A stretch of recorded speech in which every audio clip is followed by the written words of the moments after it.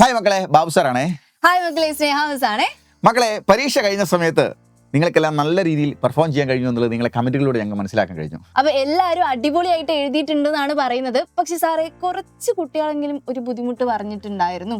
അത് മിസ്സേ, നമ്മളെ സംബന്ധിച്ചിടത്തോളം ഇപ്പോൾ നടന്ന പരീക്ഷ വളരെ ഗംഭീരമായി എഴുതാൻ കഴിഞ്ഞു എന്നതിൽ നമുക്ക് സന്തോഷമുണ്ട്. പക്ഷേ ചില കുട്ടികൾക്ക് പ്രയാസം അനുഭവപ്പെട്ടിട്ടുണ്ട്.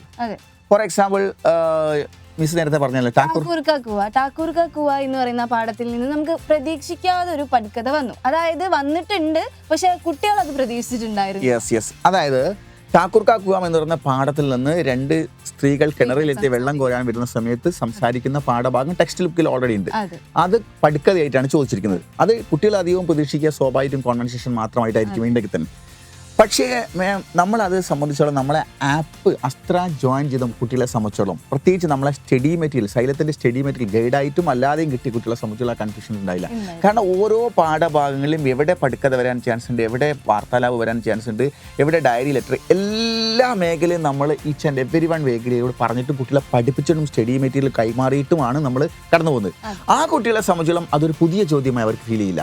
എന്നാൽ നോർമലി ചില പ്രധാന ഭാഗങ്ങൾ മാത്രം പഠിച്ചു പോകുന്ന കുട്ടിയെ സംബന്ധിച്ചുള്ള ഇങ്ങനെ ചോദ്യം വരുമ്പോൾ കുട്ടി പരീക്ഷ ഹാളിൽ പ്രയാസപ്പെട്ടിട്ടുണ്ടാവും. നമ്മുടെ അസ്ത്ര ബാച്ചിലെ എല്ലാ കുട്ടികളും കമന്റ് ചെയ്തിട്ടുണ്ട്, അവർക്ക് അത് എളുപ്പമായി.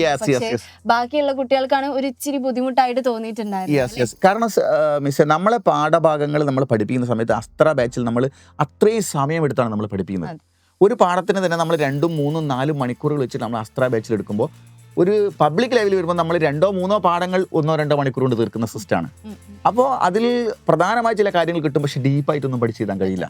അപ്പോൾ കൃത്യമായി പഠിച്ച ഒരു കുട്ടിയെ സംബന്ധിച്ചോളം മാത്രമേ ഒരു പബ്ലിക് ലൈവ് കണ്ടതിന് ശേഷം അത് ഉപകാരപ്രദമാവുള്ളൂ. അല്ലാതെ കുറച്ച് കാര്യങ്ങൾ മനസ്സിലാവുന്നത് ശരിയാണ്. അപ്പോൾ നമ്മൾ അസ്ത്ര ബാച്ചിൽ ജോയിൻ ചെയ്ത് പഠിക്കുമ്പോൾ മാത്രമേ ഫുൾ മാർക്ക് കിട്ടുള്ളൂ. അപ്പോൾ സാർ പറഞ്ഞു വരുന്നത് നമ്മുടെ പബ്ലിക് എക്സാം ഇനി ബുദ്ധിമുട്ടാകാനാണ് ചാൻസ് കൂടുതൽ. നമ്മുടെ കുറച്ച് ബുദ്ധിമുട്ടുണ്ടാവാൻ ചാൻസ് ഉണ്ട്. അപ്പോൾ നമ്മൾ വെറുതെ പഠിച്ചു പോയിട്ട് കാര്യമില്ല. മാത്രമല്ല, ക്വാർട്ടർലി എക്സാം അവർ പഠിച്ചത് ഒരു 5 പാഠങ്ങളിൽ 40 മാർക്ക്, ഹാഫിൽ എക്സാം പഠിച്ചത് ഒരു 5 പാഠങ്ങളിൽ 40 മാർക്ക്. എന്നാൽ ഇനി അവർ പഠിക്കാൻ പോകുന്ന മോഡൽ എക്സാം ആവട്ടെ, ഫൈനൽ എക്സാം ആവട്ടെ, 11 പാഠങ്ങളിൽ നിന്ന് 40 മാർക്കാണ്. അപ്പോൾ അത്രയും വൈഡായ ഏരിയയിൽ നിന്ന് ചോദ്യങ്ങൾ വരുമ്പോൾ കുട്ടിക്ക് വൈഡായ ബോധം നന്നായിട്ടുണ്ടാവണം. ഒരു ചാപ്റ്റർ എന്ന് പറയുന്നതിന് കൂടുതൽ ഇമ്പോർട്ടൻസ് അങ്ങനെയും ഇല്ല അല്ലേ? എല്ലാ ചാപ്റ്റേഴ്സിനും ഈക്വൽ ഇമ്പോർട്ടൻസ് ആണ് ക്വസ്റ്റ്യൻസ് വരാൻ പോകുന്നത്. മാത്രമല്ല, വേറെ പ്രശ്നം മിസ്സേ, നമ്മൾ ഒരു 4 മാർക്കിന്റെ പടുക്കഥ, ഡയറി, ലെറ്റർ, പോസ്റ്റർ, കോൺവെൻഷൻ ഇങ്ങനെ വരുന്നുണ്ടല്ലോ. 4 മാർക്കിന്റെ വിവിധ തരങ്ങളായ ചോദ്യങ്ങൾ 7 എണ്ണം മാത്രമേ നമ്മൾ ക്വസ്റ്റ്യൻ പേപ്പറിൽ കാണുള്ളൂ. അതിൽ 7 എണ്ണത്തിൽ 5 എണ്ണം അറ്റൻഡ് ചെയ്യേണ്ടുള്ളൂ. ഈ 5 എണ്ണം കൃത്യമായി തെറ്റുകൂടാതെ അറ്റൻഡ് ചെയ്താൽ ആ കുട്ടിക്ക് പരമാവധി കിട്ടുന്ന 20 മാർക്കാണ്. പിന്നീട് 20 മാർക്ക് എന്ന് പറയുന്നത് 1 മാർക്കിൻ്റെതും 2 മാർക്കിൻ്റെതുമായ നിരവധിയായ ചോദ്യങ്ങളാണ്. അതിൽ വാക്യപരിമിതി വരുന്നുണ്ട്, വിശേഷണ ശബ്ദങ്ങൾ വരുന്നുണ്ട്, ഗ്രാമർ ക്വസ്റ്റ്യൻസ് വരുന്നുണ്ട്, ഒരുപാട് 1 വേർഡ് ക്വസ്റ്റ്യങ്ങൾ ബ്രാക്കറ്റ് തിരഞ്ഞെടുക്കുന്നുണ്ട്. ഇതിനെക്കുറിച്ച് വ്യക്തമായ ഐഡിയ ഇല്ലാത്ത കുട്ടിയെ സംബന്ധിച്ചോളം പ്രധാന മർമ്മഭാഗങ്ങൾ കടന്നു പോകുന്ന കുട്ടിക്ക് 20 മാർക്ക് കിട്ടുള്ളൂ. അപ്പോൾ ഈ ഡീപ്പായ കാര്യങ്ങൾ മുഴുവൻ നമ്മൾ പഠിക്കുന്നത് അസ്ത്ര ബാച്ചിൽ നമ്മൾ ഡീറ്റെയിൽ നമ്മൾ പഠിപ്പിക്കുന്നുണ്ട്. ആ കുട്ടിക്ക് മാത്രമേ 100% A+ അല്ലെങ്കിൽ ഫുൾ മാർക്ക് എന്ന കൺസെപ്റ്റിൽ എത്താൻ കഴിയുമെന്നുള്ളത് 100% ഉറപ്പാണ്. അപ്പോൾ സാറേ, ഇനി നമ്മുടെ മക്കൾക്ക് എന്തെങ്കിലും ചാൻസ് ഉണ്ടോ നമ്മുടെ അസ്ത്ര ബാച്ചിൽ? തീർച്ചയായിട്ടും. ഇപ്പോൾ മിസ് ചോദിച്ച ചോദ്യം വളരെ ഒരു നല്ല ചോദ്യമാണ്. കുട്ടികളെ സംബന്ധിക്കും വിചാരിക്കും, സാർ പാഠങ്ങളൊക്കെ തീർന്നു, ഞങ്ങൾ ഹാഫ് ഇയർലി അതുപോലെ തന്നെ ക്വാർട്ടർലി പാഠഭാഗങ്ങളൊക്കെ പഠിച്ചു നല്ല മാർക്കുകളൊക്കെ വാങ്ങിയിട്ടുള്ളവരുണ്ടാവും. പക്ഷെ ഇനി അങ്ങോട്ട് പാഠങ്ങളൊന്നും എടുക്കാനില്ല, 1, 2 പാഠങ്ങൾ മാത്രമേ ഉള്ളൂ. ഇനി അങ്ങോട്ടൊരു ജോയിൻ ചെയ്യുന്നത് എന്ത് കാര്യമാണ്? പക്ഷേ ഇനിയാണ് പഠിക്കേണ്ടത്. ഇതുവരെ പഠിച്ച പഠിപ്പ് വെച്ചിട്ട് നമ്മൾ ആ രീതിയിൽ നമ്മൾ ഫൈനൽ എക്സാമിനേഷനിൽ മുന്നേറി കഴിഞ്ഞാൽ ഒരു സംശയമില്ല, നമ്മൾ പകുതി മാർക്കിലെത്തുള്ളൂ. അപ്പോൾ ഡീറ്റെയിൽ ആയി ഇനി പഠിക്കണമെന്നുണ്ടെങ്കിൽ നമ്മൾ ഇനിയുള്ള പബ്ലിക് ലൈവ് പോലും ഇനി 1, 2 പബ്ലിക് ലൈവ് കിട്ടിയാലായി. ഇല്ലെങ്കിൽ നമ്മൾ മോഡൽ എക്സാമിൻ്റെ പബ്ലിക് ലൈവ്, ഫൈനൽ എക്സാമിൻ്റെ പബ്ലിക് ലൈവ് ഉണ്ടാവും. അപ്പോൾ അത്രയും സമയം 2 മാസത്തോളം നമ്മൾ ആപ്പിൽ ഡെയിലി ഡീറ്റെയിൽ ആയി പഠിച്ചുകൊണ്ടിരിക്കും.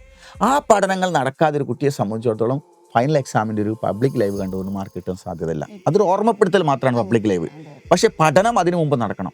ഡീപ്പായ പഠനം നടന്നെങ്കിൽ ഗ്രാമറൊക്കെ ഒരു ക്വസ്റ്റ്യൻസ് ആണെങ്കിൽ മിസ് ആ ഗ്രാമറിൻ്റെ ക്വസ്റ്റ്യൻ ബ്രാക്കറ്റിൽ 4 ഉത്തരം തന്നു കഴിഞ്ഞാൽ ഏതാണെന്നും ശരി എഴുതാൻ വേണ്ടിയിട്ട് കുട്ടി ഒരുപാട് കാര്യങ്ങൾ നേരത്തെ ഡീപ്പായി പഠിക്കും. അല്ലാത്ത കുട്ടി ഉത്തരത്തിലെത്താൻ കഴിയില്ല. ആ കുട്ടിക്ക് എല്ലാ ക്വസ്റ്റ്യൻ ആൻസറും ഒരുപോലെ ഫീൽ ചെയ്യുകയും ചെയ്യും.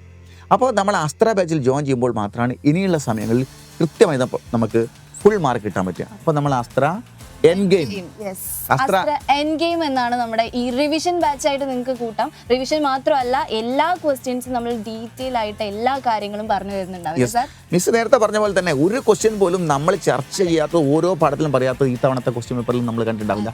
പക്ഷേ അത് അസ്ത്ര ബാച്ചിലെ കുട്ടികൾക്ക് മാത്രമായിരിക്കും. അപ്പോൾ അതുകൊണ്ട് മക്കളെ, നിങ്ങൾ ഇനിയുള്ള സമയം ഒരിക്കലും വേസ്റ്റ് ആക്കാതെ എത്രയും പെട്ടെന്ന് അസ്ത്ര ബാച്ചിൽ ജോയിൻ ചെയ്യുക. നമുക്ക് ഗംഭീരമായി പഠിക്കാം. മറ്റെല്ലാ വിഷയത്തെ പോലെ ഹിന്ദിയിൽ നമുക്ക് ഫുൾ മാർക്ക് വാങ്ങേണ്ടതുണ്ട് അല്ലേ മിസ്സേ? അപ്പോൾ നമുക്ക് എവിടെ കാണാം? ആപ്പിൽ കാണാം. ഓക്കെ.